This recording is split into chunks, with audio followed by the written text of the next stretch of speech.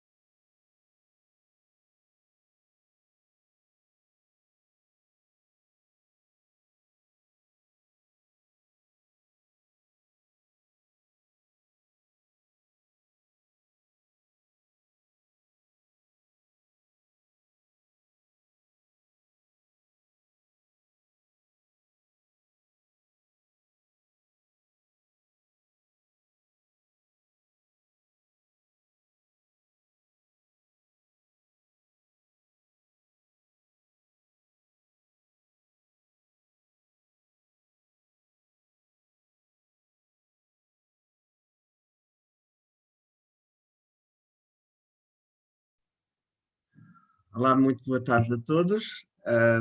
Obrigado por terem vindo. Vou primeiramente apresentar o clube e a organização desta sessão. Nós somos o Clube de Estudantes do Técnico para a Saúde Mental e Inclusão e este é o nosso projeto Brainstorms. Nós temos uma brainstorm por mês. Estas sessões são mensais e servem o propósito de criar aqui uma plataforma de conversas informais sobre questões de saúde mental e inclusão, em que tentamos desmistificar e criar aqui um suporte informal para todas as pessoas que precisem, nomeadamente e mais especificamente a comunidade do técnico, mas não só. Hoje vamos ter uma sessão especial, porque é uma sessão do mês do Pride, intitulada LGBTQI a mais, e será sobre identidade e saúde mental. Então passo a apresentar o nosso convidado de hoje.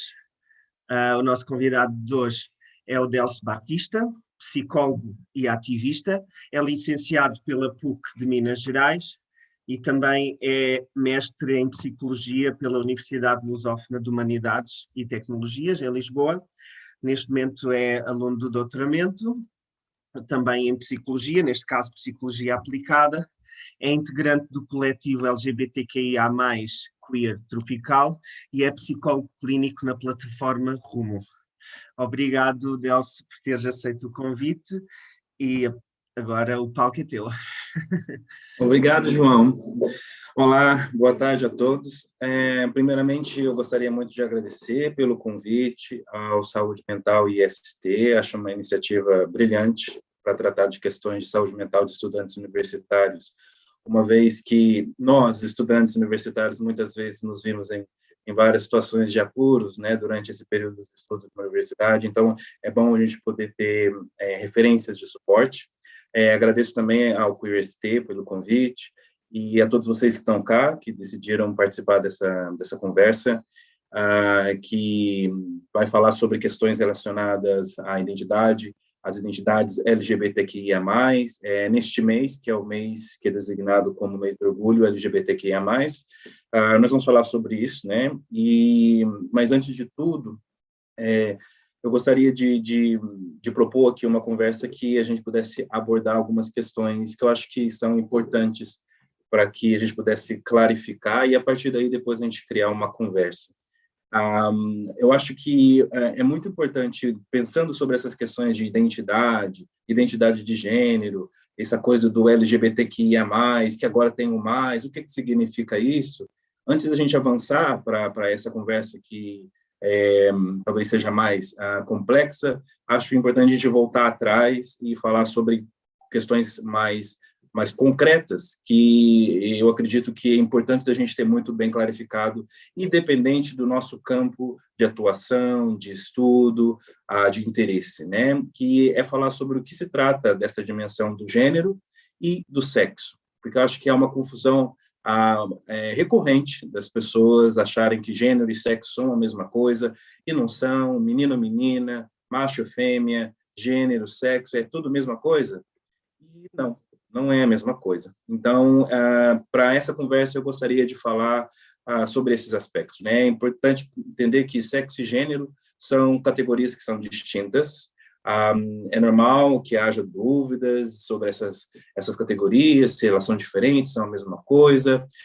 Enquanto, por um lado, a gente tem que a noção de sexo vai estar no campo do natural, do biológico, o gênero assume uma noção muito mais sociocultural, né?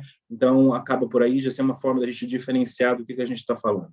Então, o gênero, portanto, vai estar aqui a se referir a um conjunto de características essenciais para distinguir os sexos e organizar as diferentes sociedades, o que acaba por produzir algumas ideias, algumas concepções sobre o que faz, o que é um homem ou uma mulher, mas não só.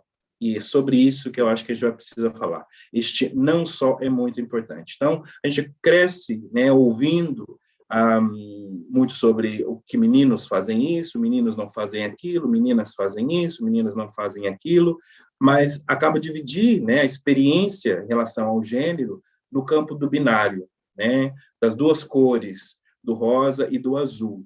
E depois a gente se confunde quando chega no mundo onde há muito mais possibilidades, onde há muitas outras cores possíveis, e que a gente fica meio confuso, mas por que então que eu cresci assim? Ou não só, a gente acaba criando muitas crenças de que só há essas duas opções e que todo mundo, de alguma forma, deve se encaixar nessas condições, né? E se a gente pensar, então, a categoria gênero como uma categoria cultural, não é uma categoria que obrigatoriamente vem no nosso DNA, gênero, né? Não estamos a falar de sexo ainda, a gente vai perceber que há muito mais possibilidades. Então, vamos lá. Para a gente poder clarificar essas diferenças, vamos falar, por exemplo, de 5 conceitos, que eu acho que são conceitos-chave, que vão nos ajudar a entender e ampliar o nosso conhecimento, a nossa discussão sobre esses temas, tá? Então, os conceitos que eu trouxe para essa discussão são falar sobre sexo designado, falar sobre identidade de gênero, falar sobre orientação sexual, sobre expressão de gênero e sobre práticas sexuais. Eu acho que quando a gente conseguir cobrir essas 5 noções, base da experiência humana, a gente vai ser capaz de expandir um pouco mais o nosso entendimento sobre essa pluralidade, essa diversidade de expressões de gênero, de sexo, orientação sexual e não só, né? Então, vamos lá. Vamos começar aqui sobre o primeiro conceito, vamos falar sobre a primeira ideia, que é a ideia de sexo.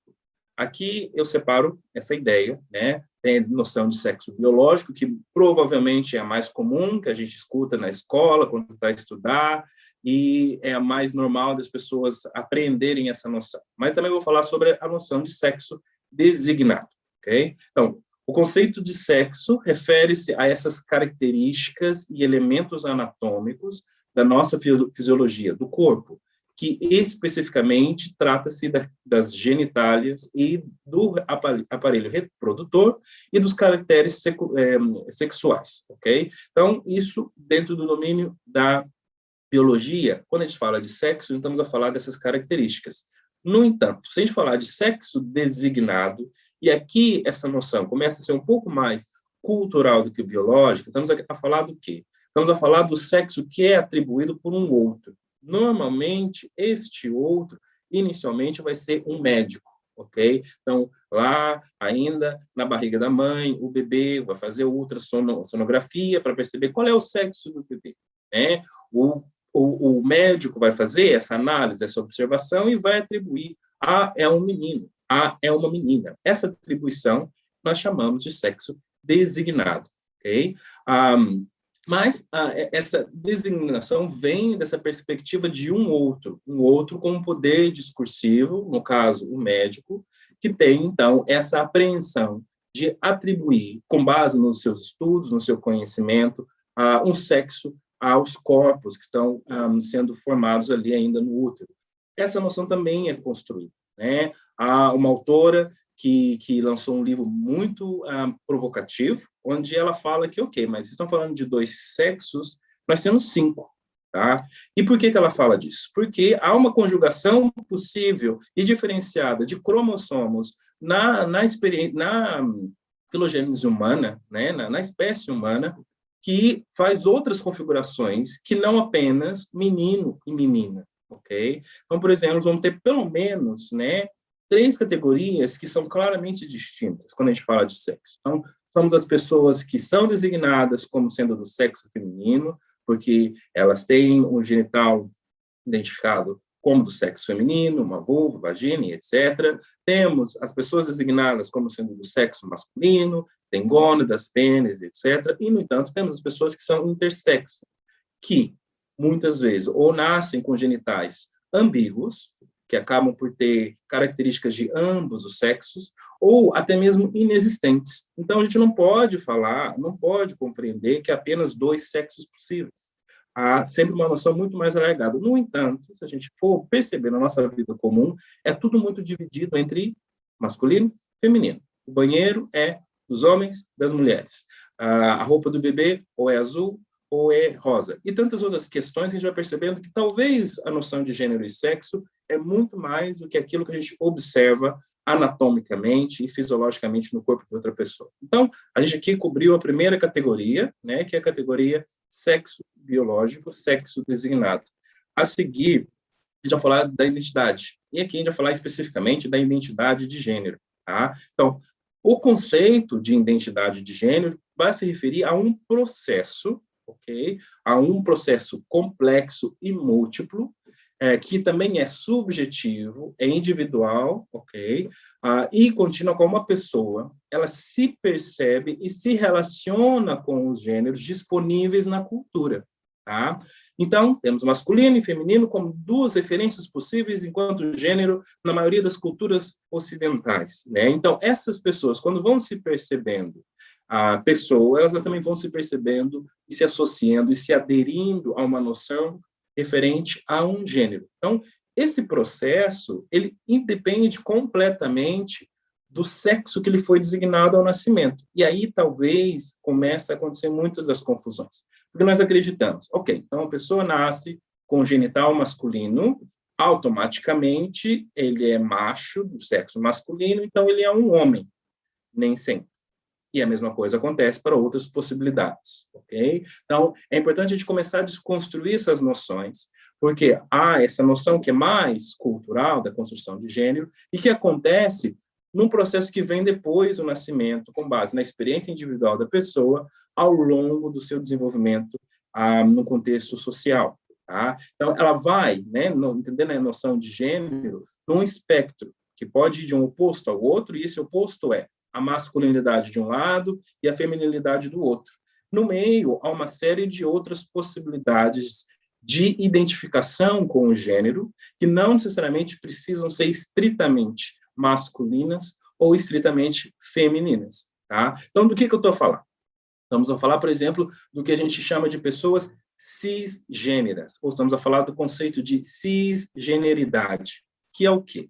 É quando a experiência subjetiva de gênero de uma pessoa, essa apreensão face à cultura, está em conformidade com o sexo que lhe foi designado ao nascimento. Então, há mulheres e homens cisgênero, que normalmente são a grande maioria da cultura, das pessoas na cultura ocidental, que elas nasceram designadas com um sexo. O homem nasceu designado como macho, como menino, e ele está em conformidade com esse sexo, ou seja, ele tem um papel, uma identidade de gênero masculina, então ele é uma pessoa cisgênera, ok? Mas também temos outras pessoas, que são as pessoas trans, ou as transidentidades, que são essas pessoas da qual a sua experiência subjetiva com o gênero é divergente com essa noção de sexo atribuído, ok? Então, elas nascem com o sexo atribuído ao nascimento, mas elas não se veem ou não estão em conformidade, não se sentem em conformidade com aquele sexo atribuído no nascimento. Elas normalmente vão ser chamadas de homens trans, mulheres trans ou travestis, ok? Dependendo do contexto. Há essa diferença, por exemplo, entre travesti e travesti, que é utilizado aqui em Portugal, e travesti, que é utilizado, por exemplo, em identidades da América do Sul, que são identidades completamente distintas, tá? Então, enquanto o travesti na América do Sul será essa pessoa que não está em conformidade com o sexo que lhe foi atribuído no nascimento, né? Pode ser um homem, pode ser uma mulher, travesti. No caso da pessoa do travesti em Portugal, estamos a falar de, normalmente, pessoas que fazem arte do drag queen, e é uma outra noção que depois eu vou explorar mais à frente. Mas não só. Então, temos as pessoas cisgênero, temos as pessoas transgênero, também temos as pessoas não binárias, queer, ou identidades não binárias, ok? Ou genderqueer. Então, essas pessoas, tá? Estamos aqui a falar de um grupo de pessoas que significa que, para elas, o normativo, que seria o gênero masculino ou feminino, não se aplica, ok? Então, elas não se veem completamente num lado ou do outro do espectro. E dessa forma, elas se identificam como não correspondendo a essa binaridade, a esse sexo, a esse gênero que vê ou como masculino ou como feminino. Então, também é uma identidade que nós devemos contemplar quando a gente fala de questões relacionadas à identidade de gênero. Então, até agora, falamos de sexo, falamos de identidade de gênero, e agora a gente vai falar sobre orientação sexual, ok? Que também é uma grande confusão. Todo mundo acha, ok, a pessoa nasce homem, com um genital masculino, ele é homem porque ele se comporta de maneira masculina, então, necessariamente, ele tem que ser heterossexual. Nem sempre. Estamos aqui a falar, então, da noção do conceito de orientação sexual ou de sexualidade, tá? E de orientação, que é diferente de escolha sexual. Temos, então, refere-se a essas distintas formas nas quais as pessoas sentem e experimentam a sua afetividade e a sua sexualidade. E a essa pessoa direciona o seu desejo. Tá? Também tem um espectro dentro da orientação sexual, que vai, por exemplo, lá nos anos 50, havia um autor chamado Kinsey, que fez um estudo grande sobre isso, e ele tinha um questionário onde ele perguntava às pessoas onde é que elas se viam. Esse questionário não era se você se vê como homossexual ou como heterossexual. Tinha 7 possibilidades nesse questionário. Então, ele ia de exclusivamente heterossexual a igualmente heterossexual e homossexual, até exclusivamente homossexual. Isso quer dizer que há pessoas que podem ter uma inclinação de orientação sexual mais homossexual, mas não exclui que elas possam ter, ao longo da sua vida, experiências heterossexuais, e vice-versa, ok? E isso é natural. É natural na experiência humana, como é natural em diversas outras espécies. Tá? Então, não há nenhum tipo de consenso, até o momento, científico, que aponte que a gênese da orientação sexual é exclusivamente biológica nos humanos ou exclusivamente cultural. Então, nós não podemos assumir que ser homossexual, ser heterossexual, é porque se aprende, nem também podemos assumir que é só porque está no seu gene. Há um conjunto de fatores relacionados, e aqui a gente pode nomear como conjunto biopsicossocial, que tem a ver com o seu organismo, tem a ver com o contexto onde você está, e tem a ver como você se vê subjetivamente e se sente como pessoa, que vai dar aqui esse entendimento de como que a minha orientação sexual, que é única, é particular, deve ou não ser indicada o objeto de desejo que eu tenho. Por isso que é muito complicado a gente assumir aqui qualquer tipo de perspectiva que diga, quer no âmbito científico, político, religioso ou jurídico, compulsoriamente que as pessoas têm que ser naturalmente heterossexuais, ok? Isso é um problema, mas a gente vai chegar nesse ponto também de discussão, tá? Então, quando a gente fala de orientação sexual, a gente está a falar de categorias como pessoas que são heterossexuais, que podem ser mais ou menos exclusivamente heterossexual, que sentem atração por pessoas do mesmo sexo e gênero, desculpa, que sentem atração por pessoas do sexo ou gênero oposto, então essas são as pessoas heterossexuais. As pessoas homossexuais, que vão sentir atração por pessoas do mesmo sexo ou gênero. Também temos as pessoas bissexuais, que vão sentir atração por ambos os gêneros, ou ambos os sexos, e isso aqui não é um mito, que dizem, mas é alguém que só gosta de experimentar, é só uma fase. Não necessariamente, há pessoas que sentem efetivamente, e nós não podemos apagá-las, né? Não podemos silenciar essa identidade, ou essa orientação sexual, como sendo uma orientação sexual comum. Okay? E depois temos as pessoas assexuais, que não vão sentir atração sexual nem por homens, nem por mulher, nem por ninguém. Okay? Não tem essa atração sexual, e também é comum e é natural pessoas que não tenham atração sexual por ninguém. Okay? Então, o que a gente já falou sobre o sexo, sobre a orientação sexual, falamos sobre a identidade de gênero. E agora a gente vai falar sobre outros domínios, que talvez sejam um pouco mais incomuns de se ouvir, mas acho que são importantes a gente falar, que é, primeiro, a noção de expressão de gênero, né? Então, a gente falou lá de identidade de gênero, que é quando eu me identifico com base nas possibilidades de gênero que eu encontro numa sociedade, sendo uma questão sociocultural. A expressão do gênero já é uma outra coisa, que se refere às maneiras múltiplas pelas quais as pessoas vão exprimir o seu gênero, ok? Ou seja, a forma como elas vão se comportar, as formas como elas vão falar, as formas como elas vão vestir, se expressar, ter gestos corporais, e como isso está externalizado e relacionado com o gênero, ok? Também é independente do sexo designado.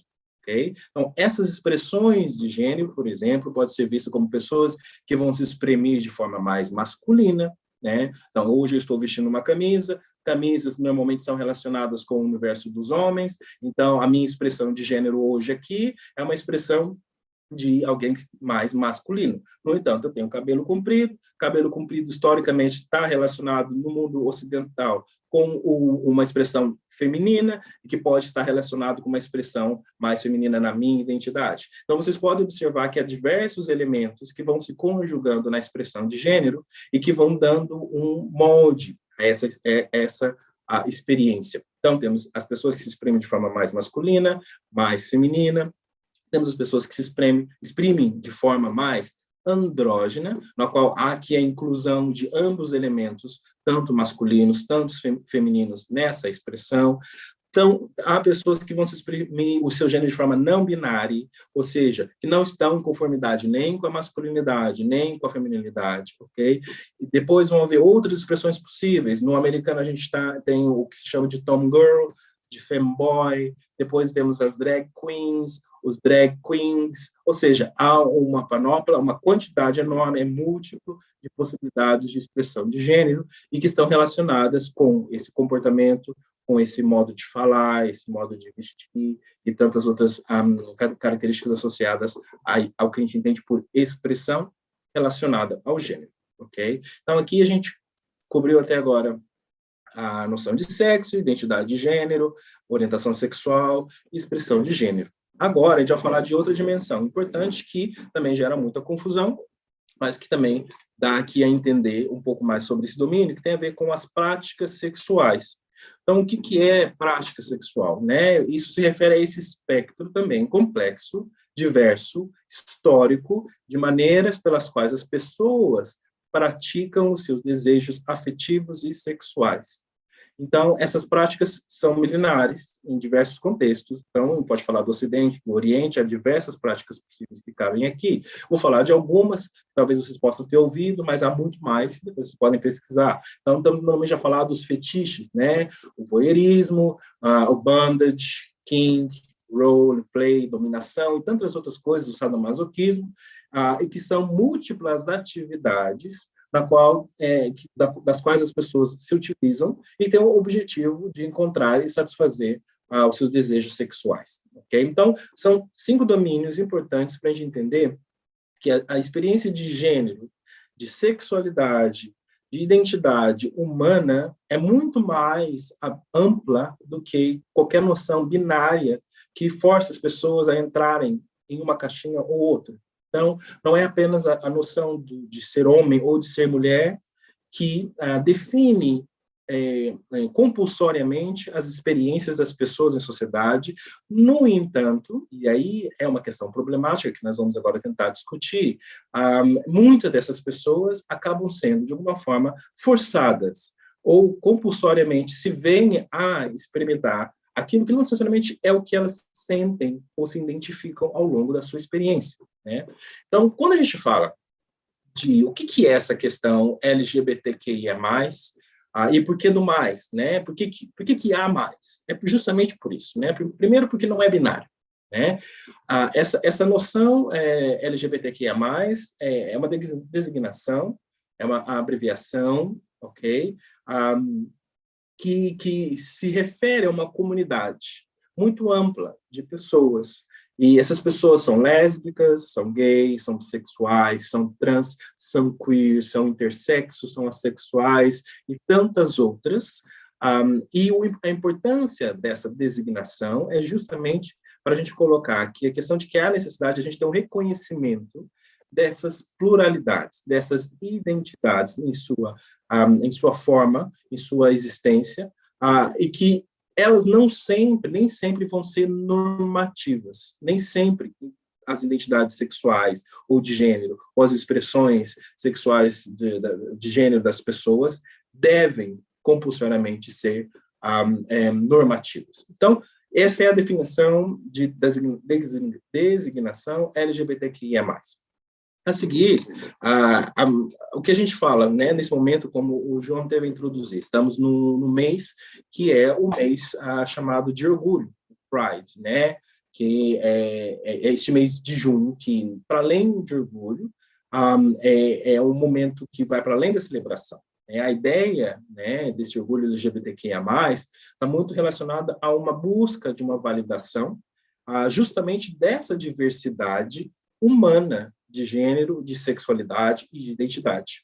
E isso é um desafio histórico, isso é um desafio social em diversos contextos pelo mundo, não é nada que a gente tenha agora a resolver, ou seja, essa nossa conversa, por exemplo, não vai resolver os problemas da homofobia, da transfobia que acontecem no nosso mundo, que acontecem em Portugal diariamente. Então, a importância de a gente falar sobre isso é justamente para trazer visibilidade, né, desse desafio, dessa luta constante por duas coisas, que é o que aparentemente, né, as leis, o Estado, de alguma forma, deveria garantir, que é a noção de libertação e de liberação dos nossos corpos, das nossas mentes, justamente contra todo esse sistema de opressões, né, e as opressões aqui, elas são reais, porque uma vez que você se vê como uma pessoa que faz parte desse grupo identitário, uma vez que você confronta-se com a noção de que a sua sexualidade, o seu gênero, a sua experiência de identidade,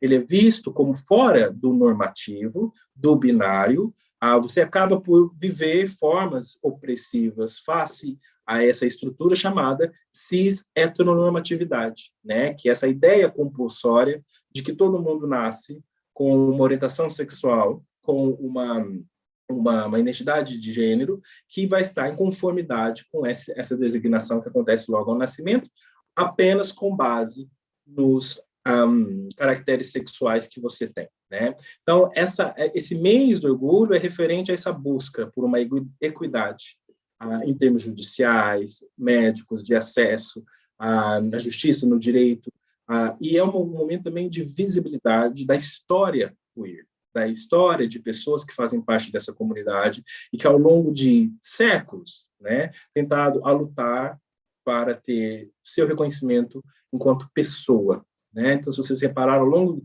dessa conversa, foi sempre falando sobre pessoas que são trans, pessoas que são heterossexuais, porque antes de serem ou fazerem parte de um grupo, ou de terem uma identidade, estamos a falar de pessoa, não reduzidas apenas aos seus corpos.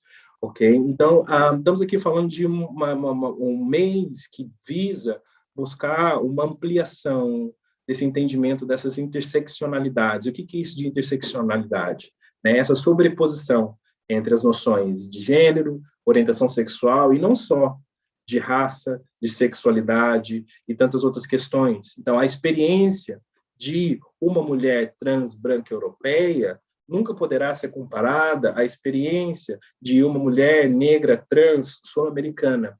Por várias questões estruturais de organização social, é muito provável que as oportunidades, é muito provável que as violências que essas pessoas vão viver sejam completamente diferentes. Então, a gente tem que conceber que nem todas as pessoas que fazem parte da comunidade LGBTQIA+, têm a mesma oportunidade. Há pessoas desse grupo que têm privilégio. Até mesmo dentro do grupo, se a gente for observar e discutir, é que, por exemplo, o G, né, os gays, que normalmente são homens cis, porque estão de acordo com, em conformidade com o sexo que foi atribuído ao nascimento, que normalmente também, a maioria, são brancos, que acabam por ter uma voz, uma visibilidade, um privilégio muito mais elevado se você for comparar com as experiências de uma mulher trans, negra, periférica e etc. Então, a gente tem que ter essa noção ampliada sobre essas experiências. Tá? Então, é importante também a gente recordar uma coisa muito, muito clara. Né? Nós estamos a viver na Europa, onde a noção de liberdade é muito dispar do que acontece no restante do mundo. E hoje, né, século XXI, estamos aqui em 2021, é importante a gente recordar que há vários avanços históricos, mas, ao mesmo tempo, ainda há vários contextos onde, por exemplo, você ser LGBTQ, você está passível de cometer um crime, só por ser aquilo que você é, em que há contextos, há cerca de 70 países no mundo que criminalizam a orientação sexual homossexual, que criminalizam pessoas trans pelos seus corpos, pelas suas identidades, pelo aquilo que são, sendo que 11 desses países impõem, né, tendem a impor penas de morte a essas pessoas, que não são vistas como pessoas, são vistas como corpos que desviam do normativo, ok? Então, entender, por exemplo, do contexto onde eu venho, do Brasil, é um contexto que mata uma pessoa LGBTQIA+, a cada 26 horas, ok? E isso é uma constante, é um crescimento. Por isso que é importante a gente ter essas noções. Como é que está em relação ao tempo, João? Eu acho que está bem a tempo de acabar. Okay. E de avançarmos para o próximo convidado. Últimas questões que gostavas de abordar? Assim, tem mais coisas que ia falar, mas só para lembrar. Essas noções de patologização associadas à identidade, à orientação sexual, já há muito tempo foram abandonadas por instituições. Então, a gente tem, em 1973, a Associação Americana de Psiquiatria, que abandona a noção de que a homossexualidade é um transtorno. Em 75, a Associação Americana de Psicologia vai remover isso da lista de distúrbios, e na década de 90, a Organização Mundial da Saúde vai retirar a homossexualidade da categoria de patologia, ou seja, muitos avanços. Há dentro do campo onde eu trabalho, a psicologia, claro, uma posição tomada pelas ordens profissionais, de que não há qualquer tipo de evidência de que, por exemplo, terapias que tentem a fazer conversão ou práticas de conversão, reversão da orientação sexual de gênero tenham qualquer tipo de sucesso. Okay? Pelo contrário, os estudos foram mostrando que qualquer pessoa que tenha passado por qualquer tipo de tentativa de conversão acabam por sofrer muito mais quadros acentuados de transtornos psicológicos que são resultantes dessas práticas, a ansiedade, depressão e até mesmo tentativas de suicídio. Ok? Então, para terminar, a homotransfobia é uma coisa que é resultante de relações socioculturais, que estão profundas nas nossas relações no dia a dia, por causa desse sistema, desse contexto onde a gente vive, que é um sistema estrutural cis-heteronormativo. Então, e é a base de muitos dos sofrimentos psicológicos e de incidência de doença mental dentro da comunidade psicológica, é justamente a convivência nesse contexto de opressão cis-heteronormativa. Depois, essas microagressões diárias que essas pessoas vivem são formas de desumanização, que lhes silenciam, que matam essas pessoas simbolicamente e fisicamente todos os dias pelo mundo. Estamos a falar aqui do bullying, estamos a falar do estigma, estamos a falar da violência que assola os nossos corpos. Depois, há uma alta incidência de transtornos alimentares, de abuso de substâncias, comportamentos de risco, em elevadas taxas de tentativa de suicídio que acometem pessoas que fazem parte dessa sociedade, desse grupo. E por isso é importante de pensar, né, as maneiras de que essas pessoas tenham suporte. E por fim, lembrando, né, que a gente ainda está vivendo um contexto de pandemia, há vários estudos muito recentes que foram mostrando que as pessoas LGBTQIA+, são as pessoas que acabaram por denotar e por experimentar muito mais exposição a ambientes domésticos hostis e estressantes, ok? Então, por agora, eu vou sumarizar aqui a minha apresentação, e depois também posso estar aberto a questões. Obrigado. Obrigado, Delso. Foi uma ótima maneira de começarmos a sessão. Criou aqui um conhecimento base importante para o nosso debate já a seguir. Entretanto, eu gostava de convidar a Leonor Veloso para falar um pouco sobre o projeto do Queer IST, que é um núcleo de estudantes do técnico. Sim, deixei só ver se a minha câmara está a cooperar comigo. Ok. Sim, agora está. Força, Leonor, obrigado. Obrigada eu mais uma vez, obrigada ao João e à Nívia pelo convite e também ao Delos pela explicação, que acho que foi concisa e interessante, e já tocámos numa data de pontos importantes. Eu faço parte do Queer IST, que é um núcleo queer de estudantes do IST. Nós operamos uma data de paradigmas, um dos quais mais a nível nacional e não tanto comunitário em termos do técnico, como a nossa participação na Marcha do Orgulho, fazemos parcerias com outros núcleos não necessariamente universitários, etc. Mas se calhar era mais relevante mencionar para agora os projetos que temos dentro da comunidade do IST, porque pronto, é um pouco disso que estamos a falar, não é? De saúde mental dentro também da comunidade universitária, etc. Nós operamos como, eu diria quase um espaço seguro e uma comunidade de pessoas queer, onde pessoas também queer e não só podem juntar e haver pessoas como elas, principalmente pessoas que são novas na universidade, pessoas que podem ter tido tanto contacto com pessoas queer como elas, ou queiram simplesmente aprender, podem se juntar aos nossos eventos, ou aparecer pela sala e cumprimentar toda a gente, etc. Agora, devido à pandemia, temos um Discord bastante ativo, eu tenho aqui o link do convite, posso mandar. E mesmo agora em que não temos tantos eventos presenciais, é um espaço onde toda a gente pode falar e conhecer pessoas diferentes, partilhar experiências, etc. E é basicamente isso. Se alguém tiver alguma pergunta específica em relação ao que nós fazemos, acho que é o momento para fazer. Mas se não, da minha parte, não vou estar aqui a fazer uma dissertação sobre todos os trabalhos do Queer IST. Já temos aqui imensas perguntas. Se calhar podíamos começar por responder a algumas, não sei, João, como é que... Obrigado, Leonor. Não, mas eu acho, sem dúvida, o trabalho do Queer IST muito importante, nem que seja por esta comunidade que se está a criar no Discord, ao qual eu pertenço também, e quem quiser entrar, está aí o link, a Leonor já colocou, e pesquisem, e basicamente são conversas informais, é criação de comunidade para criar aqui algum suporte extra que estejamos a precisar, nem que seja para Sim, falar é preciso de visibilidade, e principalmente agora tanta Exato. gente que está em casa, tantos alunos menores de idade, por vezes, que estão em casa, no armário, com famílias que até possivelmente possam ser abusivas, e não se conseguem expressar, ou por vezes estão mesmo em situação de risco. É importante ter uma plataforma online onde pessoas que se calhar até já passaram pelo mesmo podem ajudar, etc. Exato. Obrigado, Leonor. Entretanto, ah, gostava de começar, de fazer aqui, começar o debate.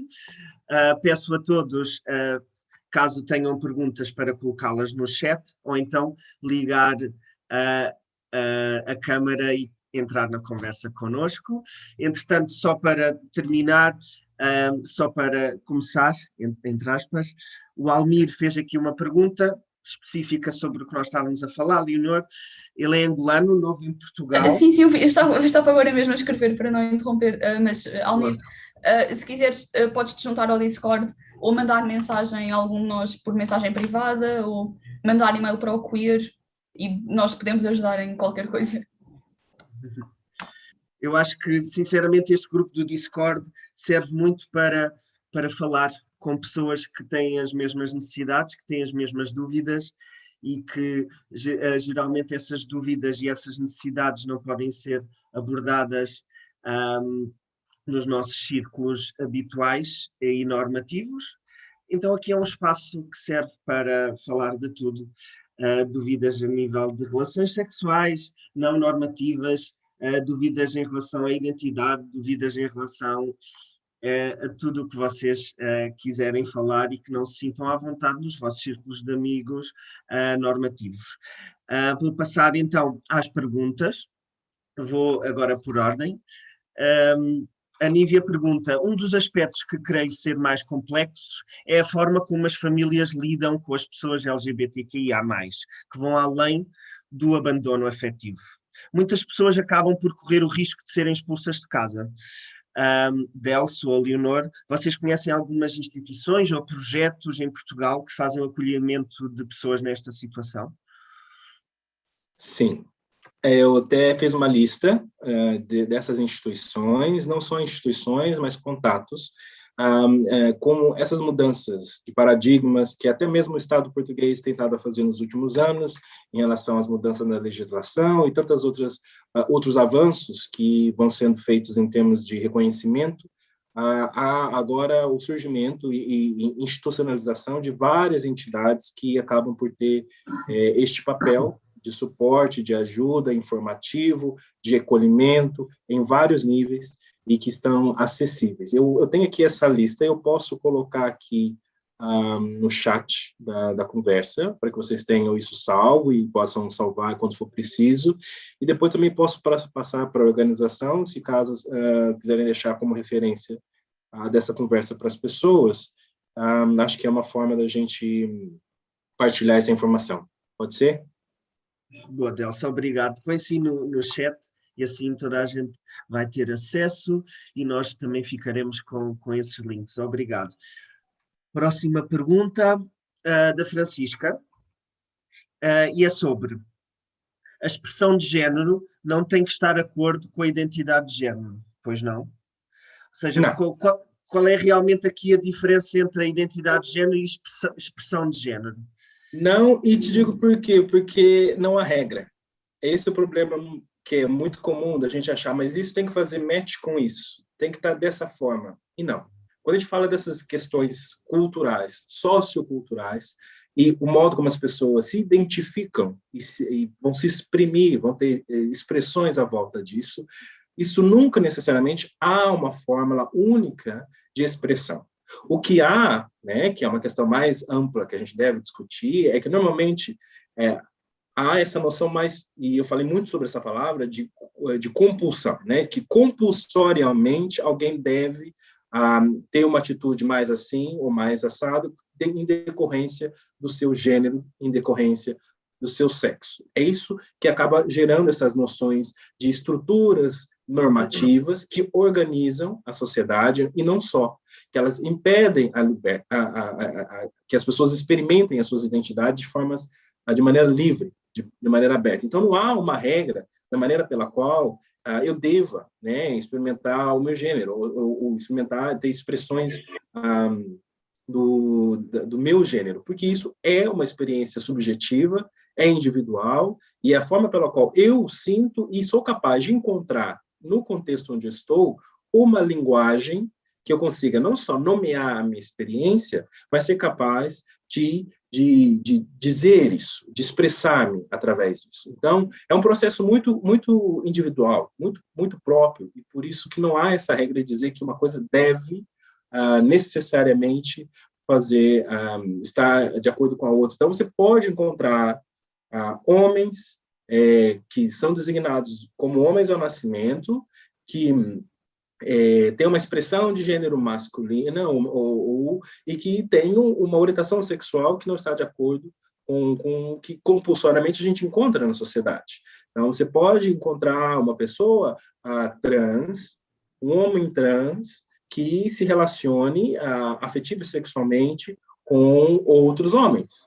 Esses outros homens podem ser homens gays, homens heterossexuais, por isso que não há aqui uma regra que faz com que a gente necessariamente tenha que encaixar. O que acontece é o oposto, essas estruturas normativas encaixarem as pessoas em caixinhas, e você não acaba ter a oportunidade de entender-se e poder expressar o seu gênero, a sua orientação sexual e etc.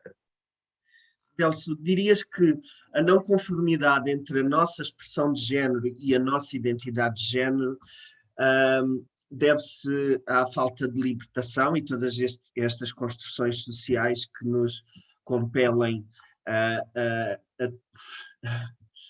nos tornarmos um pouco mais normativos? Dirias isso ou não? Eu acho que depende muito, né, do contexto, depende muito da cultura, depende muito porque assim, os gêneros, eles estão na cultura, eles não vêm no seu DNA, ok? Então, ao nascer, com base no que você tem externamente, você vai encontrando linguagem que te ajuda a nomear o que você sente, como você se vê, tá? Com base no que você tem externamente. Então, o que eu acredito, né, quando a gente fala da noção de libertação, é primeiro entender que se essa noção não é igual para todos, né, por exemplo, aqui eu trago essa questão, por exemplo, muitas pessoas que dizem, mas eu não vejo gênero, ou eu não vejo essa questão da orientação sexual. Né? Se você diz isso, você está dizendo que você então não vê a homofobia e você não vê a transfobia, que várias pessoas vivenciam. E se você não vê a homofobia e a transfobia, você não é capaz de fazer parte de discussões, você não consegue articular essas questões de modo a fazer com que as pessoas que vivem a homofobia e a transfobia consigam se libertar dessas prisões. Né? Então, é muito importante entender sempre essa noção de que é preciso ter consciência de que é contextual, é cultural, a gente tem que saber ser capaz de olhar para o lado, né? E olhar para o lado, muitas vezes, dentro do nosso privilégio, né? Talvez eu tenha essa noção, onde eu possa ir na rua de mãos dadas com a pessoa que eu me sinto afetivamente atraído, que para mim não é um problema, enquanto outras pessoas que talvez poderiam fazer o mesmo não se sintam tão livres, porque elas estão ainda presas em outras noções que não as libertam, nem seus corpos, nem suas mentes, de serem aquilo que elas são. Né? Então, é muito comum que a forma pela qual esses sistemas normativos encontram para corrigir, né, essas expressões que são ditas fora são disruptivas, fora do normal, é através da violência. Né? É através da violência verbal, é através da violência física, institucional. Então, quando eu aponto o dedo e digo, paneleiro, eu estou a apontar e marcar aquele corpo dentro de um espectro, e essa marcação tem um propósito de situar aquela pessoa num outro patamar diferente do meu, enquanto grupo, enquanto pessoa, e sinalizá-la, discriminá-la.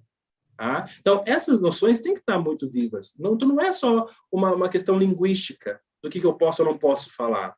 Não é só uma questão politicamente, do politicamente correto. Nós devemos ou não usar essas palavras? Não. É ver que há pessoas que estão a vivenciar essas questões, que não são capazes, por causa do contexto onde estão, não têm a possibilidade de ter representatividade, de ter contato com outras pessoas que possam ser capazes de esclarecer essas dúvidas e questões, né? Nem tem um vocabulário para poder colocar essas questões, e que não tem essa liberdade, e que aquilo, para ela, muitas vezes, é razão de sofrimento. Okay? Então, acho que é importante a gente perceber muito essas noções, elas são sempre entrelaçadas, né? É muito mais entendemos sobre o privilégio, o nosso lugar no mundo, o nosso lugar dentro de um contexto social e cultural e de comunidade, para entender o que a gente precisa mudar, o que a gente tem que fazer para a discussão, como a gente vai fazer agora. Isso é uma discussão que promove isso, tentativa de fazer com que a conversa vá para frente, né? Que a gente consiga encontrar maneiras de olhar para frente e entender que há outras possibilidades que não são apenas binárias, compulsórias, e não são só cis heteronormativas. Exato. Boa, Delsa, obrigado. Eu acho que tu referiste aqui uma coisa que eu gostei muito e acho que é muito libertador. A ver aqui, tu falaste sobre experienciar a nossa identidade e experienciar e expressá-la, não é? Através da nossa experiência, isto faz com que isto tudo seja um percurso, e é um percurso de autoaceitação, autoconformidade connosco próprios, e isto, só a expressão faz com que seja realmente libertador. Próxima pergunta. Peço desculpa pelo barulho, animais de estimação em casa. Próxima pergunta da Nívia. De que forma podemos criar ações que integrem as pessoas LGBTQIA+, no técnico, sem que elas precisem se reprimir e sem que fiquem isoladas em grupos menores? Eu acho que é preciso ouvi-las. Eu acho que é preciso garantir que sejam elas, essas pessoas, indicarem quais são suas necessidades, quais são suas demandas, o que elas gostariam de falar, o que elas gostariam de fazer. Nem toda pessoa LGBTQIA+, é ativista e quer fazer ativismo sobre a sua identidade. Há pessoas que fazem parte dessa comunidade que querem fazer coisas que não necessariamente estão relacionadas à sua identidade de gênero ou sexo. E é muito problemático, às vezes, a gente que ou faz parte de grupo, de instituição, que tenta resolver essas questões e discutir, enquadrar essas pessoas como sendo pessoas que necessariamente, compulsoriamente, devem nos dizer o que é preciso fazer para mudar essa sociedade. Então, isso é uma questão problemática que acontece muito, é comum, mas que a gente pode olhar, né? Então, tem a ver justamente com essa noção, né, da cis-heteronormatividade, a dar indicação a essas expressões não normativas de como elas devem, ou o que é preciso da parte delas, né? Talvez elas não queiram fazer parte, talvez elas queiram fazer outras coisas que não estão relacionadas com isso, e que o que acho que é importante, e aí como sociedade, né, como pacto social, que extrapola instituições, que extrapola a universidade, é que a gente seja capaz, individualmente, mas não só, também nas nossas escolhas políticas, também nas nossas escolhas dentro das nossas comunidades, de garantir um espaço seguro para que todos nós possamos ser aquilo que nós somos, sem que isso seja motivo de preocupação, de apreensão ou de medo de sofrermos qualquer tipo de violência, né? Então, eu preciso falar que essas noções todas que eu tive aqui a explicar não são crime, não são doença, são expressões. Mas a gente olha para elas e fala sobre elas de uma forma a colocar elas num patamar de subalternidade, de inferioridade, porque como se elas não tivessem um fim reprodutório ou um fim de casamento, um fim institucional, então elas são menos do que as outras.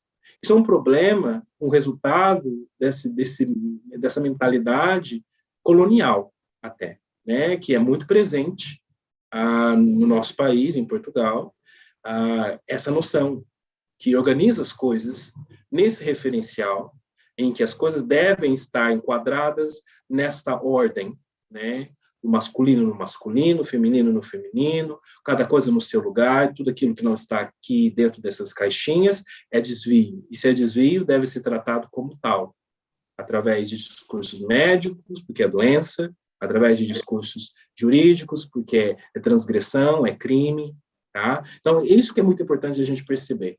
Aonde que a gente, em sociedade, falha quando a gente não garante que o direito a uma outra pessoa em expressar-se ser aquilo que ela é, aquilo que ele é, aquilo que eles são, né, pensando na linguagem não binária. Por que a gente não concebe essas possibilidades como válidas?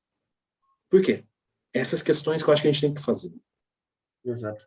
Obrigado, Delcio. Leonor, eu vi que ias dizer alguma coisa, força.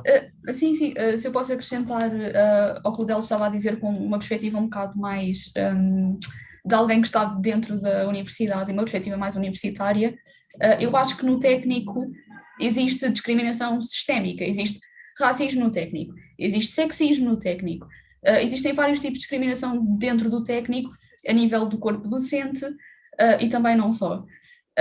Conheço pessoalmente várias instâncias de professores a tecer comentários mais que infelizes, com poucas ou nenhumas consequências, na maior parte dos casos nenhumas. Isso prende-se não tanto com o nosso sentido de comunidade, nem do nosso trabalho do QueerST enquanto no âmbito de unir uma comunidade de alunos queer e aliados, mas no sentido da comunicação entre alunos e corpo docente. Isso é um problema. Há muita gente que sofre discriminação e não faz queixas. Isso mesmo que façam algum tipo de queixa, seja a delegados, seja ao conselho pedagógico, etc., isso não passa para a frente. Não tem qualquer tipo de efeito. Ou seja, há algo que claramente tem de ser alterado na estrutura do técnico e na comunicação entre alunos e direção, o conselho pedagógico, etc. Essa comunicação não está a acontecer. Eu não tenho uma solução para alterar essa estrutura, acho que é complicado, acho que a Associação de Estudantes tem feito algum trabalho progressivo, especialmente nos últimos tempos, nesse aspecto, e o que podemos fazer como alunos é contribuir para a Associação de Estudantes, contribuir nas assembleias, continuar a contar as nossas histórias, mesmo até, no caso específico de discriminação queer e não só, eu acho que contar histórias e partilhar histórias é importante. E, portanto, pronto, também é nisso que nós, enquanto QueerST e nós, enquanto alunos, podemos fazer, é ouvir histórias, partilhar histórias, esperar que, eventualmente, as nossas ações tenham algum tipo de efeito. E demora tempo, é um processo complicado. Infelizmente, não tenho uma resposta simples. Claro. Esta pergunta eu acredito que venha a ser mais com o intuito de instigar a discussão e o que é que realmente podemos fazer. Eu acho que vocês dois disseram tudo e disseram ainda mais. Eu acho que, no mínimo, nós temos que estar atentos a estas ações micro-opressões, estas ações discriminatórias e realmente fazer com que as pessoas que o fazem percebam que não está certo. E acho que esse é o início de tudo.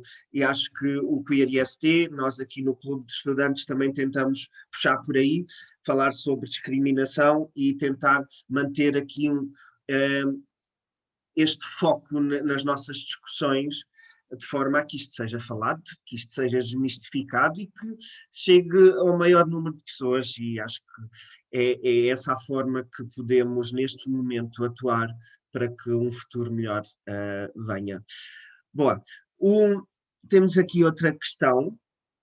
Aqui vamos falar mais sobre saúde mental de pessoas LGBTQIA+.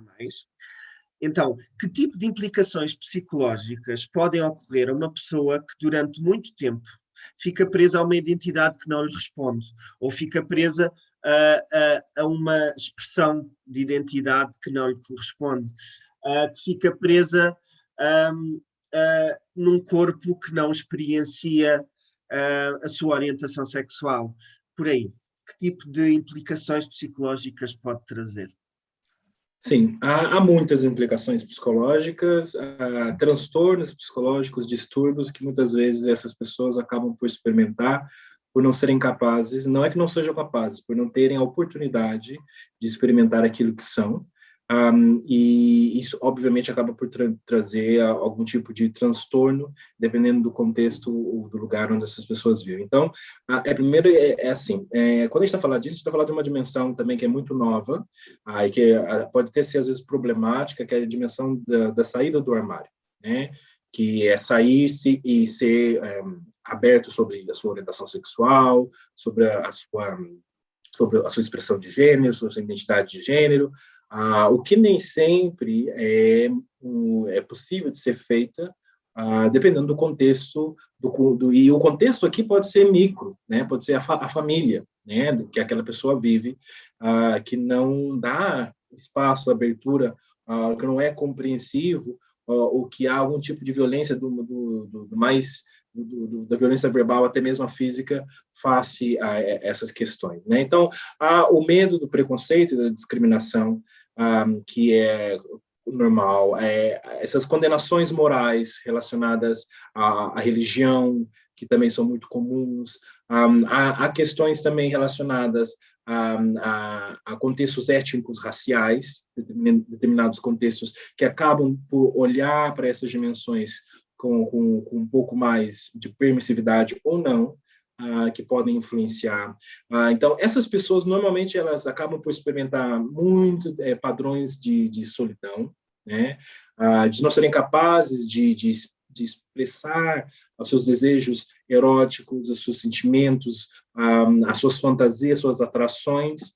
Então, elas acabam, muitas vezes, por viver uma dissociação de si mesma, né? Então, elas olham e não se veem, ou o que veem, elas não conseguem se reconhecer.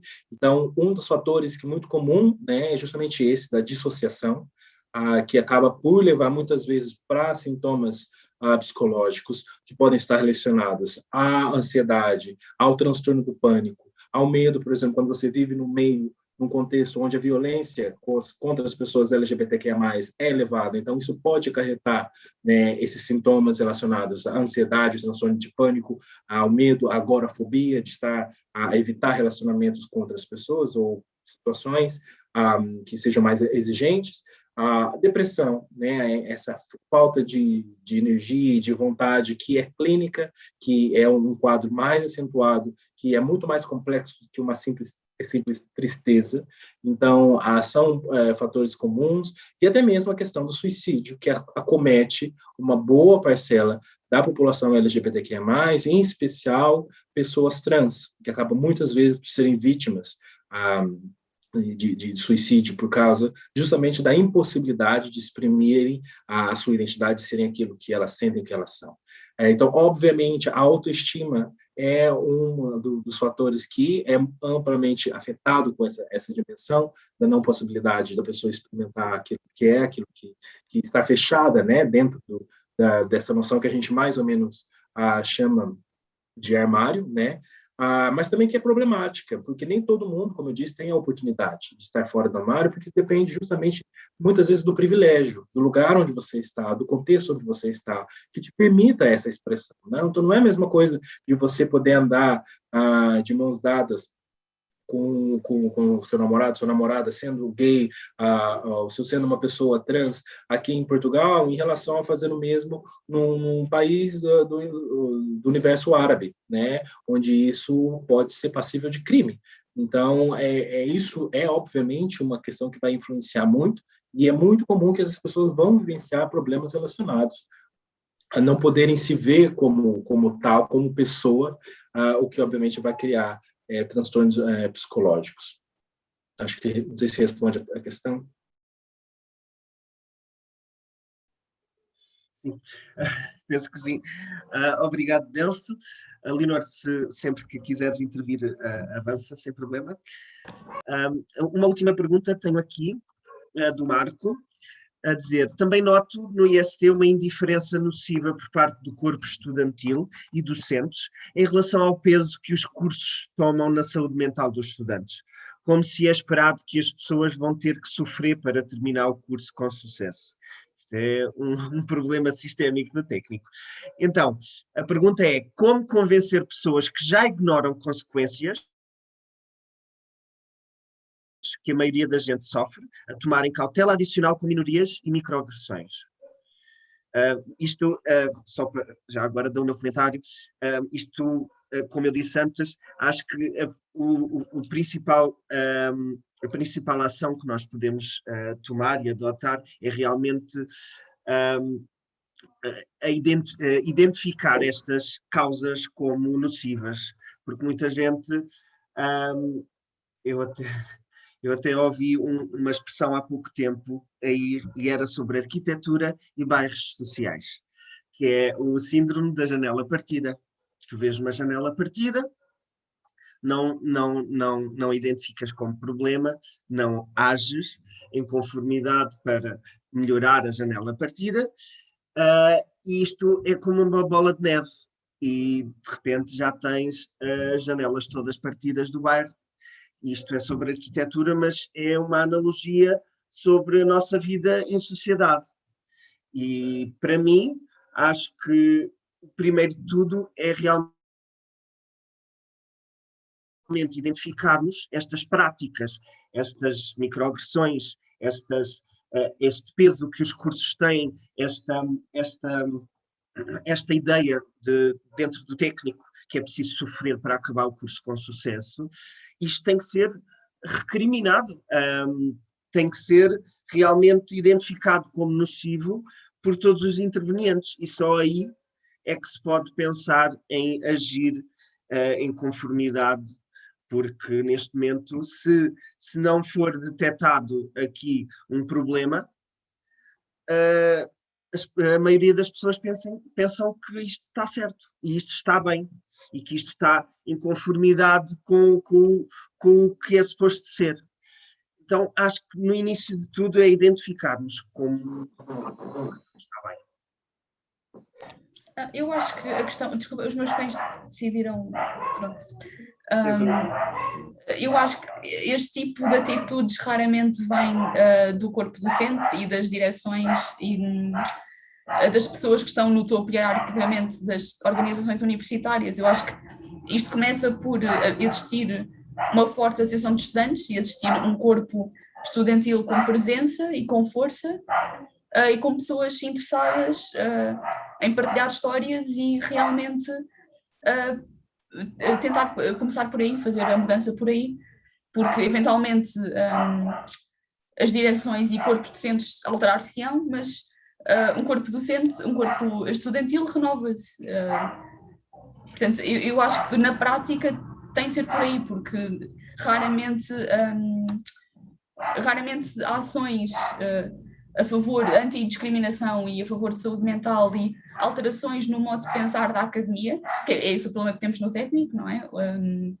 A fetichização de uma degradação da saúde mental para atingir objetivos académicos é um problema. E isso eu acho que terá de vir do corpo estudantil. Não acho que haja outra opção. Mas acho que é uma discussão que dá para mangas.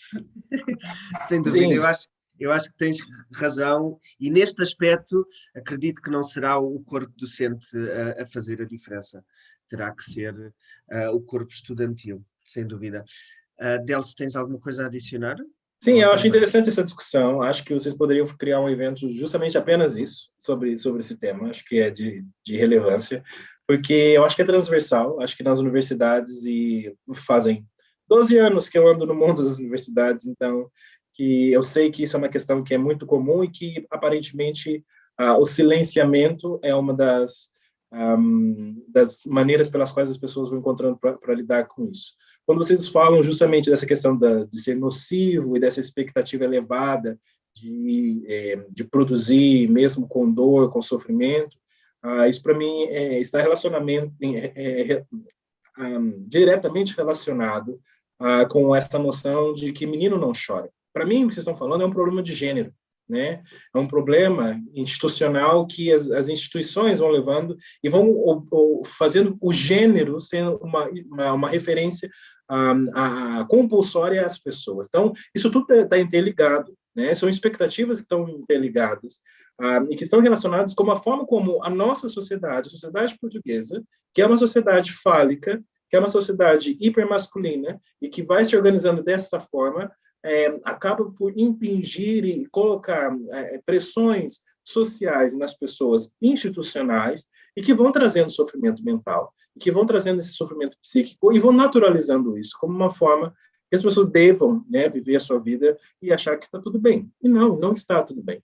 Então, eu acho que é importante vocês serem capazes de exatamente externalizarem, de expressarem a forma pela qual vocês se sentem com essas pressões, né? E estamos a falar mesmo daquilo que vocês sentem. Nem tudo tem que ser no âmbito racional. É um problema sério também dentro da universidade, que tudo tem que ser resolvido de forma a ter uma citação, a uma referência, tem que ser racional, tem que ter um discurso que vai aqui organizar, e nem todas as formas de conhecimento são necessariamente do campo do racional. Há outras formas e maneiras de fazer conhecimento e que a universidade, muitas vezes, por privilegiar formas racionais, acaba por negar outras formas de conhecimento, né? Então, uma minha provocação é, será que somos capazes de decolonizar a universidade? E decolonizar a universidade é ouvir narrativas que não vêm necessariamente desse contexto fechado, que não vão ser eurocêntricas, que vão olhar para outras dimensões da experiência humana, tá? Então, duas coisas que eu sugiro, né, que eu acho que a Eleonor falou muito bem, né, e voltou a referir, eu vou referir o que ela disse, que é, essas histórias têm que ser contadas. Essas pessoas têm que ter a oportunidade de falar sobre si, sobre as suas experiências, face a essas dificuldades, face a esses sofrimentos. E eu acho que, institucionalmente, os coletivos, as organizações estudantis, a melhor coisa que vocês podem fazer é criar momentos e situações onde a cooperação e a empatia sejam o fio condutor, sejam o objetivo, sejam o contexto, sejam a forma pela qual vocês se encontram, a partir da cooperação, a partir da empatia. Eu acho que são formas de vocês olharem para esses problemas, enfrentarem esse problema, se fazerem vistos, se fazerem ouvidos e encontrarem formas de resolução. Era isso que eu sugeria. Eu gostava de ler aqui mais duas perguntas, e serão as últimas.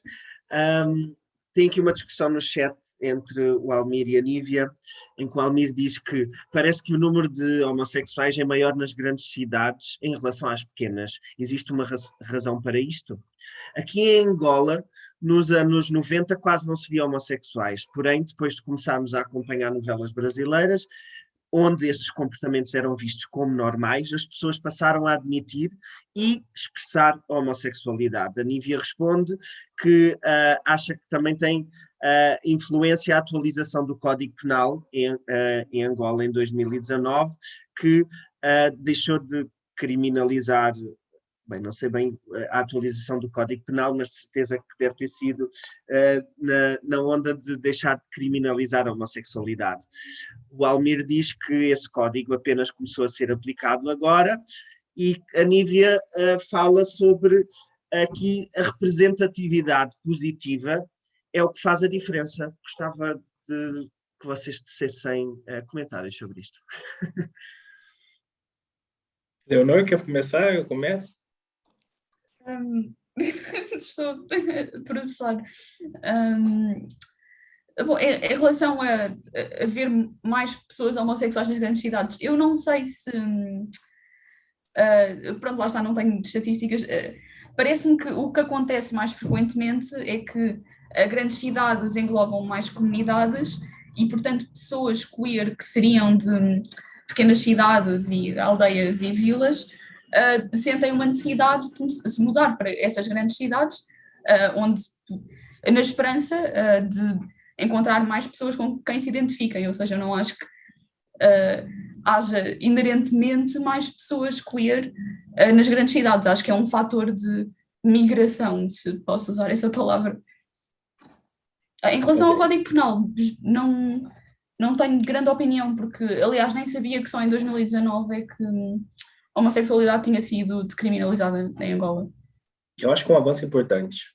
Mas aqui eu volto para uma outra questão. Eu acho engraçado e curioso, né, a gente tentar aceder ao outro a partir das aparências, das impressões que a gente tira. E efetivamente isso é uma coisa, né? A gente demora menos de 20 segundos para poder aqui fechar uma compreensão por parte de uma pessoa que a gente conhece, e porque esse processo é muito rápido no nosso cérebro, né? E a partir dali a gente já tem várias conclusões sobre o outro, mesmo que essas conclusões não necessariamente estejam relacionadas com o concreto, o real, ou a experiência subjetiva daquela pessoa. Então, eu devolvo essa pergunta com outra pergunta. Como é que a gente é capaz de identificar uma pessoa na rua e saber que ela é homossexual ou não? Que ela é uma pessoa trans ou não? Que ela sente ou tem determinada expressão de gênero? Vamos voltar lá atrás, nas duas ideias iniciais que eu apresentei, que é a ideia de sexo, a ideia de gênero. Uma coisa não está necessariamente ligada ou é compulsória à outra. Então, uma pessoa que pode nascer com o sexo designado, como homem, como mulher, né? A gente pode olhar para ela e concluir que ela é hetero ou homossexual e pode estar redondamente enganado. Okay? Porque a expressão ou a identidade de gênero não está dependente ou ligada à orientação sexual ou não. Então, é difícil a gente, né, concluir que na cidade grande pode haver ou não mais homossexuais ou qualquer outras categorias sexuais dissidentes. Eu acho que o que a Leonor traz em relação à migração talvez seja um fator importante da gente conversar efetivamente em que, em contextos fechados, contextos de cidades pequenas, e eu acho que isso, por praticamente todo o Ocidente, não posso dizer muito sobre a experiência do Oriente, é muito comum que sejam contextos onde as expressões acabam ser muito mais vincadas dentro do campo normativo, dentro do campo binário. Então, é normal que pessoas que não se vejam, não se reconheçam dentro dessas experiências, vão tentar encontrar outras maneiras de se expressar e de ser, e muitas vezes vão encontrar na migração uma saída. Mas eu acho que isso não explica se há ou mais ou menos pessoas na cidade que são ou que não são homossexuais. Eu acho que é importante começar a fazer um questionamento de qual é a importância, né, de eu saber ou de eu querer perceber se a outra pessoa, se as outras pessoas que estão ao meu redor, elas são ou não são homossexuais, heterossexuais, se identificam de gênero X ou Y. É óbvio que se alguém quer se abrir e falar sobre isso, sobre a sua experiência, e tem esse vocabulário para fazer comigo, é uma experiência individual. Isso, por exemplo, no meu trabalho clínico, é uma premissa importante. Nenhum dos meus pacientes é compulsoriamente obrigado a fazer coming out, que seja da sua heterossexualidade, seja da sua homossexualidade. Isso é uma escolha daquela pessoa. Então, se eu me comporto numa cidade grande de uma maneira mais feminina, mas eu sou um homem, isso não garante que eu seja homossexual. Porque a minha expressão de gênero não é dependente da minha orientação sexual. Então, se a gente olhar na rua, na grande cidade, e ver que existem homens que estão a andar de saia, eu não sei se eu posso concluir se aquela pessoa é homossexual. Porque ela pode só estar a exprimir o seu gênero daquela forma. Né? E eu acho que talvez isso a gente esteja a ver mais e mais. Pessoas que encontram maneiras não normativas de exprimirem o seu gênero. Na televisão, no jornal, nas mídias, nas novelas. Então, eu não sei se é. E como eu falei anteriormente, não há influência de fator externo que comprovadamente seja o fator determinante para uma pessoa ser homossexual ou não. Porque não há esse consenso. Como há historicamente, né, essa noção mais compulsória dessa heterossexualidade, também há da homossexualidade. Não estamos a falar de um padrão de orientação sexual que nasceu nos últimos 20 anos. Estamos a falar algo que é inerente à experiência humana há séculos, há milhares de anos. Okay? Então, não é novo. O que é comum nas sociedades é que pessoas que são identificadas socialmente como sendo contaminadas, com base naquilo que a maioria determina como contaminação, essas pessoas são historicamente perseguidas. essas pessoas são historicamente tratadas de maneira diferente. E aí que a gente pode falar de preconceito, de discriminação. Isso, sim, é algo que acaba por ser muito transversal e muito visível, cada vez mais. Na era que a gente vive, que todo mundo tem um telemóvel, todo mundo faz um vídeo, todo mundo é capaz de tirar uma foto, é comum você ver nas redes sociais, que são, né, uma forma que a gente consome as relações humanas hoje em dia, ver cada vez mais exemplos disso, dessas discriminações, dessas violências acontecendo em vários contextos do mundo. Mas também é uma forma onde a gente vê muito mais experiências de expressões diferentes daquilo que a gente entende como normativo. Então, eu tenho muito mais acesso a pessoas trans e os seus discursos e as suas experiências através da minha rede social hoje do que talvez há 20 anos atrás, onde era uma coisa que não se falava tanto. Então, eu acho que a gente deve olhar de uma maneira muito cuidadosa, né, e com alguma atenção, né, quando a gente está fazendo esses questionamentos, qual é o objetivo, né, do que a gente está a falar, qual é o propósito de eu querer encontrar e generalizar a experiência, né, eu acho que aqui, não sei se estamos a falar com a maioria das pessoas que são engenheiros ou não, ou do mundo das exatas, né, há aqui o conceito da curva de Gauss, né, que vai ser um parâmetro que eu acho que é fácil a gente entender quando a gente está falando disso.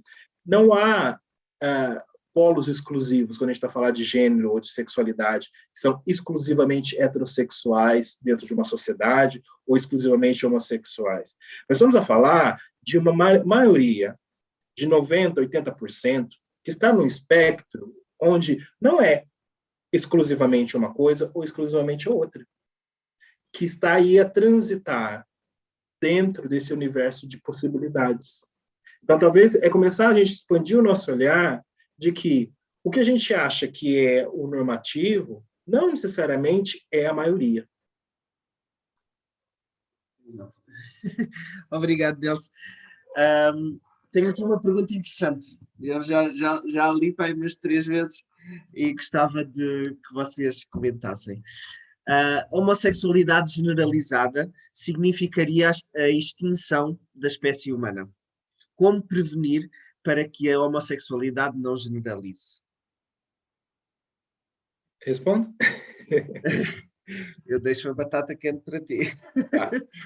Bem, se ficou claro tudo aquilo que a gente falou, né, ficou também claro de que a homossexualidade não é transmitida, ela não é algo que é ensinada culturalmente, ela não necessariamente não vem no seu gene, e ela não é uma experiência possível para 100% das pessoas.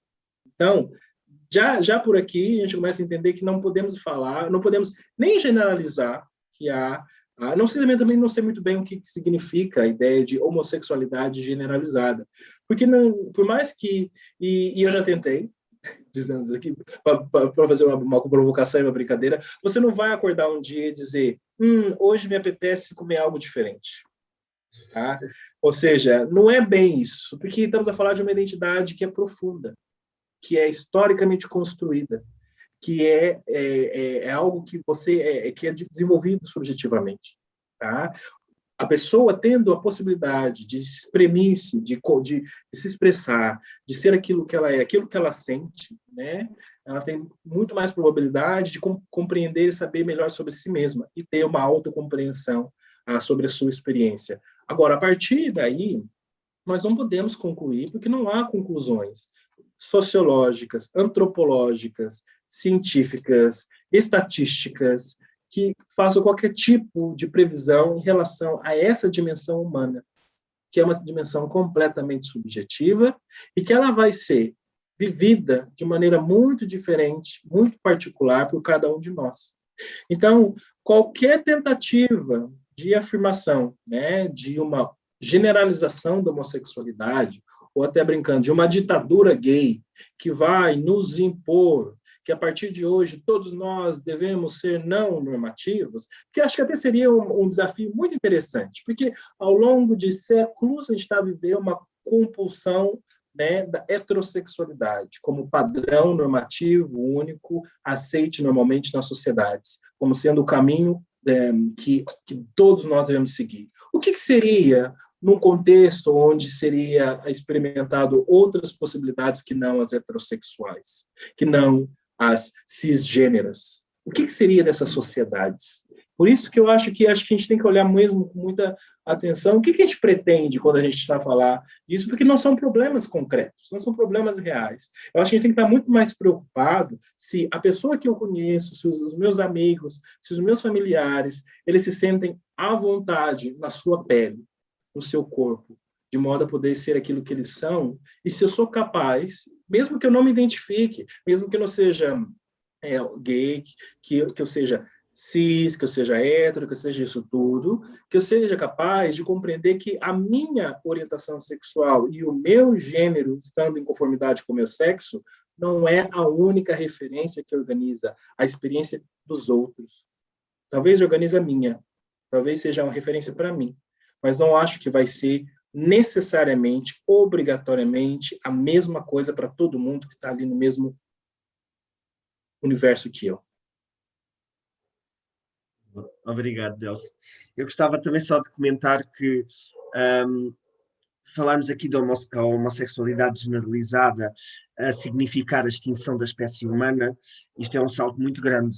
Aliás, homossexuais continuam a poder fazer a reprodução, não homem com homem ainda, mas casais lésbicos continuam a fazer reprodução e não tem que significar a extinção da espécie humana. E eu gostava de acabar o debate, não temos mais perguntas, mas eu tenho uma, gostava de fazer uma provocação, e primeiro com um comentário e depois com uma pergunta. Eu já estive na Marcha de Orgulho LGBTQIA+, em Lisboa, e já estive na Parada da Diversidade em Florianópolis. São abordagens diferentes, são dimensões totalmente diferentes também. Eu gostava de fazer aqui uma provocação em forma de pergunta, que é, eu acho que estas questões de celebração do orgulho gay são muito importantes para garantir que este processo de transformação da sociedade não retroceda e continue a avançar. Mas acho que, a meu ver, e pelo menos é aquilo que eu prego, que é a tolerância e a aceitação da diversidade. E nesse sentido, e porque LGBTQIA+, já são muitas letras, se não devíamos de incluir o H, de heterossexualidade. Isto para realmente falar de todo o espectro de orientação sexual e identidade de género. Se faz sentido nós pregarmos aqui sobre diversidade e não orgulho LGBTQIA+, mas sim diversidade e libertação sexual e de identidade. Agora batata quente para vocês. Leonor, quer ir primeiro? A minha resposta acho que é simples, não é? A celebração de orientações não normativas não pode, por definição, incluir orientações normativas, não é? Mas, portanto, por definição, não faz sentido. Não quer dizer que, obviamente, que pessoas cis e hetero não se possam juntar e celebrar a luta pelos direitos LGBT no âmbito do Pride ou da Marcha do Orgulho, o que quer que seja, mas como aliados, não como membros da comunidade LGBT, que por definição não inclui orientações normativas. Eu concordo, e eu acho que também iria por aí. Há pessoas heterossexuais que fazem parte da comunidade LGBTQIA+, porque eles são aliados, né? O inglês, o ally. E essas pessoas são hétero, essas pessoas se identificam com o gênero que foi atribuído ao seu nascimento, aí elas olham para isso, né, com essa luta, de forma a contribuir positivamente, né, a criar abertura para discussão, a criar eventos, a estarem participando ativamente nesse orgulho, né? Então, elas existem, elas já fazem parte, né? E não é uma questão também de polarização, eu acho. Eu acho que não é os LGBTQIA+ de um lado e os heteronormativos do outro, né? Mas até porque sabemos que, se for comparativamente falar em maioria, ou seja, é óbvio que isso não seria nem igualitário. O que a gente está a falar aqui nem é que isso seja menos ou mais inclusivo, né? Eu acho que a história queer é uma história de revolução social, é uma história de resistência, é uma história de estar, né, no mundo de forma a confrontar a esses intérditos, esses nãos, essas formas de dizer que nós não podemos existir.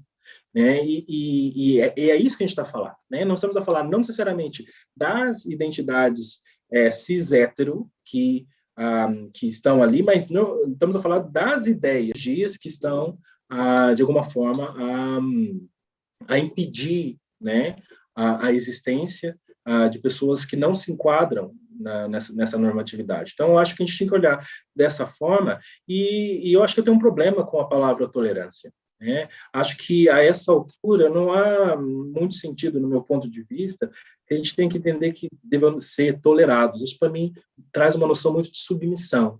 E, historicamente, as pessoas que fazem parte dessa comunidade, elas foram subalternas, submissas a uma noção mais ampla de hierarquização de poder que está na mão, né, do patriarcado, né, da noção do que o masculino, o hétero, o branco que está no topo, e tudo aquilo que está na base, tudo aquilo que não faz parte é submisso, subalterno. Então, tolerância não acho que seja mesmo mais uma necessidade a ser algo daquilo que a gente esteja a lutar para alcançar. Eu gosto mais da noção de equidade.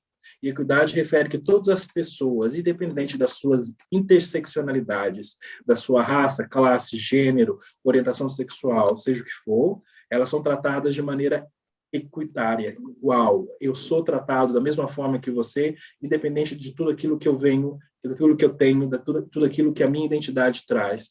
Eu acho que é o tipo de bandeira que as lutas que vão sendo trazidas nessa altura do ano estão a buscar, né? Equidade nessa forma de tratamento, equidade nos acessos, na saúde, no Estado, e vários outros níveis que são de extrema necessidade. Eu acho que a gente está a alcançar isso. Acho que a visibilidade, a representatividade traz uma noção mesmo de crescimento, de evolução, mas há muita coisa por fazer. Acho que não é uma luta garantida, acho que o problema não está resolvido, acho que é muito interessante sessões como esta, mas nós não acabamos de resolver a homofobia, isso tem que ficar claro. E por isso que a gente precisa continuar a desenvolver e se colocar em movimento no sentido de pensar que mundo nós queremos para nós daqui para frente. Eu também lembrei-me de uma coisa que eu tinha para acrescentar em relação a esta questão sobre pessoas heterossexuais no âmbito do Pride ou de marchas, etc., que é, eu não consigo olhar para uma pessoa e saber se ela é queer ou cis ou hetero. Vem-me à cabeça, por exemplo, pessoas bissexuais ou pansexuais que possam estar numa relação com alguém do género oposto, que são obviamente bem-vindas no Pride e devem ser bem-vindas no Pride, ou pessoas trans que se apresentam e são reconhecidas socialmente como o género com que se identificam, que podem ser aquilo que em inglês se chama cis-passing ou straight-passing. Nós devemos também fazer um esforço para não excluir de uma maneira agressiva pessoas que pensamos ser hetero ou cis, porque isso é uma questão, né? Eu não consigo olhar para uma pessoa e ouvir a relação onde a pessoa está inserida e saber esta pessoa é heterossexual ou é homossexual, não conseguimos saber isso.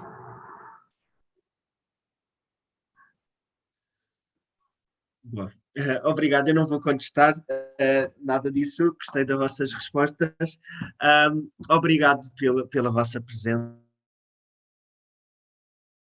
Esta foi a última pergunta, já vamos com 1h30 de sessão.